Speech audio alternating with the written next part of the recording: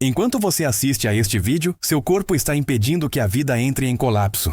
Isso não é uma metáfora, é um fato biológico. Agora mesmo sua temperatura está sendo ajustada, seu sangue está sendo redistribuído, sua energia está sendo medida, e bilhões de reações químicas estão acontecendo ao mesmo tempo para manter você exatamente nesse estado, vivo.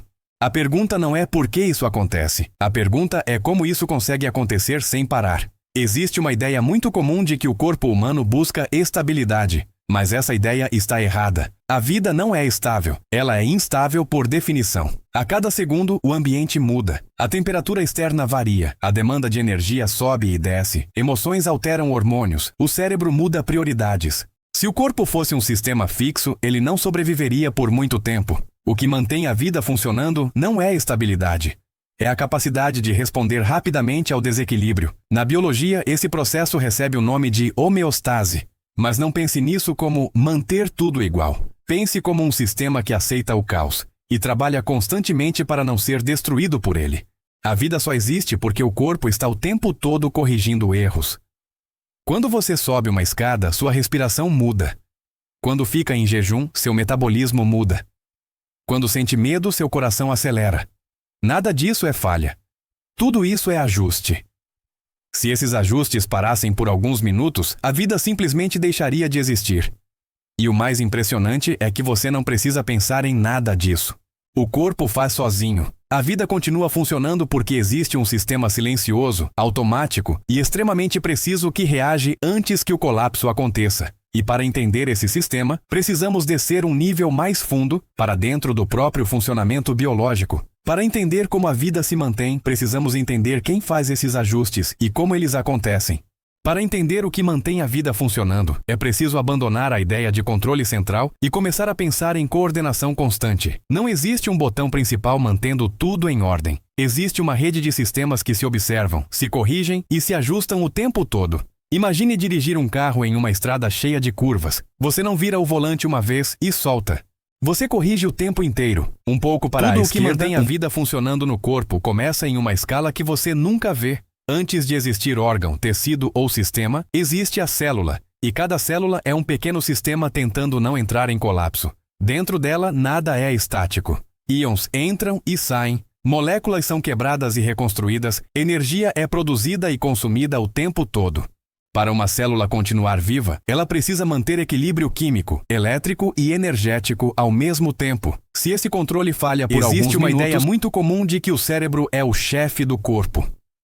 Mas essa imagem é simplista e enganosa. O cérebro não controla a vida como um comandante. Ele coordena ajustes. Ele não cria os sinais do nada. Ele recebe informações do corpo inteiro e decide prioridades. A todo momento, o cérebro está sendo informado sobre pressão arterial, nível de oxigênio, quantidade de energia disponível, inflamação, temperatura e integridade dos tecidos. Com base nesses dados, ele escolhe onde investir recursos. Se a energia está baixa, ele reduz funções menos urgentes.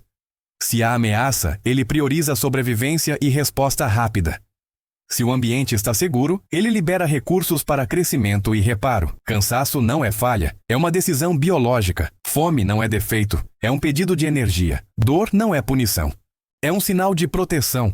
O cérebro funciona como um integrador. Ele junta informações vindas das células, dos órgãos e do ambiente externo para manter o sistema viável. E o mais importante, ele não busca conforto, ele busca sobrevivência. Por isso, o cérebro aceita viver em desequilíbrio temporário se isso garantir continuidade.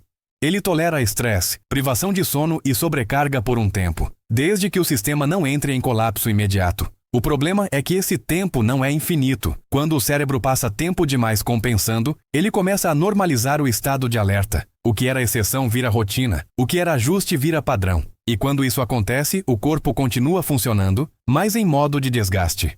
Para entender o impacto real disso, precisamos olhar para o que acontece quando esses ajustes deixam de ser temporários. Transição para a parte 5.